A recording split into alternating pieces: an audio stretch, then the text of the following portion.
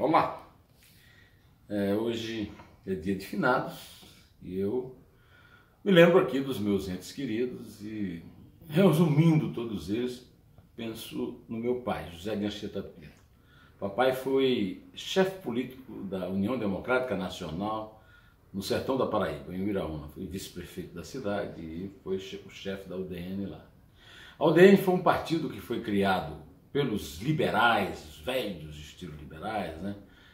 No fim do Estado Novo, da ditadura de Getúlio Vargas, e se opôs o tempo inteiro aos dois partidos criados por Vargas, o PSD, que reuniu os oligarcas estaduais, e o PTB, ligados aos sindicalistas. As coisas que eu aprendi do meu pai conduzem a minha vida. Além da vida que eu devo a ele, eu devo muitos ensinamentos. E um deles é esse. Eu estive meditando a respeito da nomeação do juiz Sérgio Moro para o Ministério da Justiça e de Paulo Guedes para o Ministério da Economia. Paulo Guedes também vem de uma linha liberal, né, preferida, favorita do mercado. Uma linha liberal que tem uma grande tradição na economia brasileira, né? A tradição de Roberto Campos, de Delfim Neto, a tradição de Eugênio Goudin, de grandes economistas que fizeram história querendo uma democracia liberal, no sentido de liberdade de empreender, como fala o presidente eleito, e repetiu várias vezes isso o Jair Bolsonaro, né? Pois é, a nomeação do Sérgio Moro ficou evidente nos jornais. Ela tem uma inspiração basicamente na questão do combate ao crime. Mas eu vou voltar a falar dela, além do combate ao crime. Antes eu queria falar que o Paulo Guedes pode realmente liderar, capitanear uma equipe econômica que seja capaz de salvar as contas públicas brasileiras do abismo, evitar que elas afundem no abismo. Eu até já cheguei a propor num artigo que eu escrevi no Estado de São Paulo, eu gostaria de repetir a ideia, que ele podia aproveitar o melhor das equipes que ajudaram candidatos adversários, né? O Pércio Arida, o Armínio Fraga, né? O André Lara Rezende, o Pedro Malan, né? Esses que estão na história do Brasil, por causa da maior revolução social que o Brasil já teve, que foi o Plano Real, no governo Fernando Henrique, poderiam ser aproveitados, no mínimo, como pessoas para daí o Marcos Lisboa, o pessoal da equipe do Henrique Meirelles, no governo Temer, que também evitaram que o Brasil afundasse no destino cruel que estava reservado no governo Dilma, né? Talvez o Paulo Guedes podia levar esse povo lá para o posto Ipiranga, né?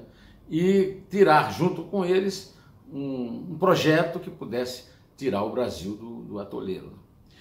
Esse é o ponto principal, né, para o governo. O governo precisa resolver o impasse do desemprego, 14 milhões de brasileiros desempregados, que está sendo reduzido, mas muito lentamente, né? E com o crédito internacional conseguido pela equipe do Temer, que pode ser seguido em outros passos, agora sob a coordenação do Paulo Guedes, tirar o Brasil da crise econômica que nos afoga, né? A outra face dessa crise é a face ética, e eu acho que isso aí é que resolve o Sérgio Moro, que é um juiz competente, que é um juiz honesto e que é um juiz corajoso, pessoalmente corajoso, inclusive. Ele, no Ministério da Justiça, vai cuidar de dois crimes que se interligam, né? O crime de colarinho branco, os políticos e altos burocratas da República que roubam e que roubaram como nunca nos governos do PT, nos 4 governos do PT, 3 governos e meio, depois completados pelo Temer, né?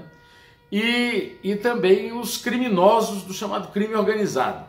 Ali é tudo meio interligado, viu? Não pense que são coisas absolutamente separadas, não, tá? Pois bem, além disso, eu vejo com muita simpatia uma análise que o professor gaúcho Fernando Schuller, do INSPER, da Cátedra Palavra Aberta, me deu. Eu publiquei essa entrevista ontem à noite no blog do Neumann, na série Neumann Entrevista, uma por semana, e ele diz uma coisa que para mim, até eu botei no título, porque é capital. o Moro é a garantia de que o Bolsonaro não terá fantasias totalitárias ou autoritárias a seguir. O Moro é a garantia de que a Constituição será realmente não uma palavra de ordem, de discursos e pronunciamentos, mas uma prática diária. Eu quero lembrar aos que ficam falando de militar que o presidente que tornou até folclórico o uso da Constituição foi um militar, foi o Marechal Dutra, né, que governou, que foi eleito como Bolsonaro e que governou de 46 a 50. Pois é, então, além disso, quer dizer, além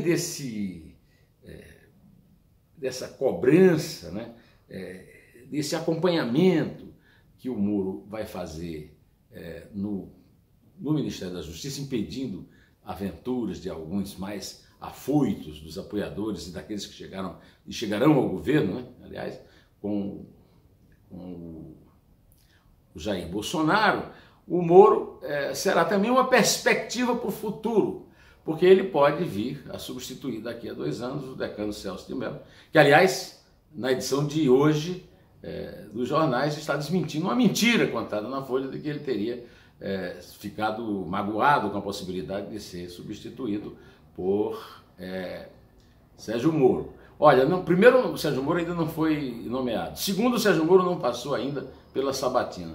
Terceiro, não é uma prerrogativa do ministro indicar o sucessor. Quem indica o sucessor é o presidente, depois passa por uma sabatina no Senado. Agora, nós estamos vivendo uma situação incrível, né? A justiça de primeira instância, até de segunda instância, tem sido recebida com muitos aplausos pelo cidadão que se sente protegido por ela. Já na última instância, a questão é diferente. E nós temos tido um exemplo insistente do presidente do Supremo, Dias Toffoli, que agora foi a Nova York para dizer que o judiciário é o harmonizador. Ele quis dizer moderador. O moderador era o poder que tinha o imperador. Ele se acha o imperador, ele se acha realmente o Supremo. Aliás, os 11 se acham. E é muito bom que se coloque uma pessoa que tem até prática no Supremo, porque eu quero lembrar que o Sérgio Moro foi assessor da Rosa Weber e produziu excelentes votos dela no Mensalão. Então, a perspectiva do Sérgio Moro sair da primeira instância e ir para o Supremo é uma perspectiva muito boa. Mas eu acho que a missão do Bolsonaro é maior ainda. Como o Congresso poderá ficar sob muita influência dele, ele precisa de uma coisa urgente que até agora todo mundo fica falando, olha, vamos mudar o método de escolha do Supremo. Não é preciso mudar nada. O presidente indica e o Senado sabatina. É preciso que o Senado cumpra o seu dever e realmente sabatine os ministros indicados. Não fiquem à mercê de indicações de fora, de jogos de prestígio e de pressões. Uma indicação como a do Sérgio Moro melhora muito o Supremo, né? Muito. Passaria a ser o melhor juiz do Supremo, disparado, que não é grande coisa, né? Mas, além disso, é preciso que seja estabelecido um método em que o Senado realmente sabatine, como acontece nos Estados Unidos. Lá nos Estados Unidos é a mesma coisa daqui, a indicação. O presidente indica e o Senado sabatina. Então o caso é esse. Era a contribuição que eu queria trazer aqui, em nome do meu saudoso pai, que foi quem sempre me instruiu na vida em matéria de honestidade e de princípios, não é de ter princípios rígidos, é de ter princípios. Então eu gostaria de comungar com você dessa minha experiência e dessas minhas modestas sugestões. A minha avó, mãe dele, mãe do meu pai, que também está entre os mortos, é claro, ela dizia que se conselho fosse bom, se vendia na farmácia. Eu não estou dando propriamente um conselho, é apenas uma lembrança, uma sugestão, e aqui eu quero também fazer uma lembrança e uma sugestão para você. Você pode dar um like se gostar do vídeo, dê um like. E aí também você pode se inscrever no meu canal aqui no YouTube e tocar lá o sininho, porque se você tocar o sininho, você passará a receber avisos e notificações de que eu gravei algum vídeo, de que publiquei, e então você será avisado no seu celular, né? Para que isso aconteça, muita gente está reclamando que não tem recebido, é por isso, porque não tocou no sininho. Só se inscreveu, mas não tocou no sininho. Além disso, eu quero, antes de terminar, lembrar a você que eu tenho um perfil no Twitter, José Neumann, Neumane. Eu tenho um blog hospedado no Estadão, o blog do Neumann, e tenho também um portal, um site, né? um sítio próprio meu na internet, que é o Estação Neumann, que é www.neumann.com. Bom, eu já falei demais, espero não ter esgotado a sua paciência, que você tenha chegado até aqui. Se chegou, saiba que eu falei direto ao assunto. E em pé.